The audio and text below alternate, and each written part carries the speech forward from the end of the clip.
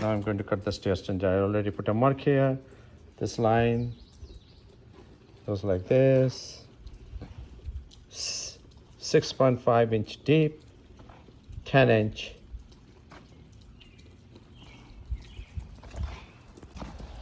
I have a total of 8 steps, 56 inch total height. You can say I put the mark here.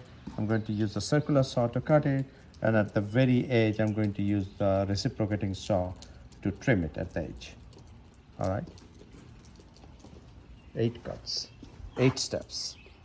1, 2, 3, 4, 5, 6, 7, 8. All right, let's get going.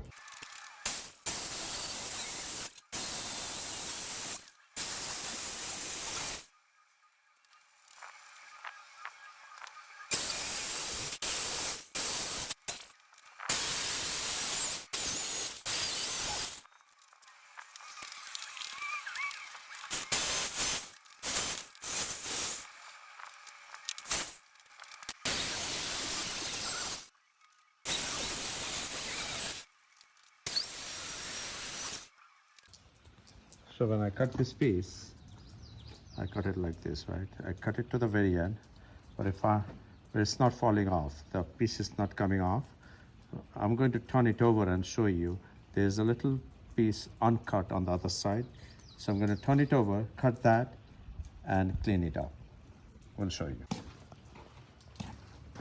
Here, this is what I was saying. When I cut it from the other side, it doesn't cut all the way in at the very end, this piece. So I'm going to put a line here, cut it as much as possible with the circular saw, and then clean it up with the reciprocating saw. Yeah, this is how it looks. Looks pretty good. 2 more cuts and then I'm done.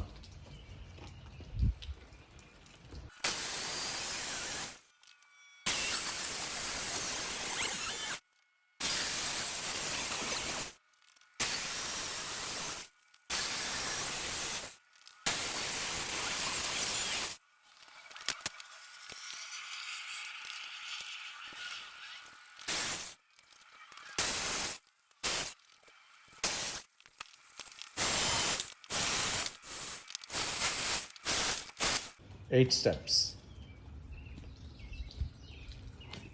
This thing cost me about 40 bucks. If I go there, get the 8 steps stair stinker from Home Depot, it cost me about $140. So I just cut it.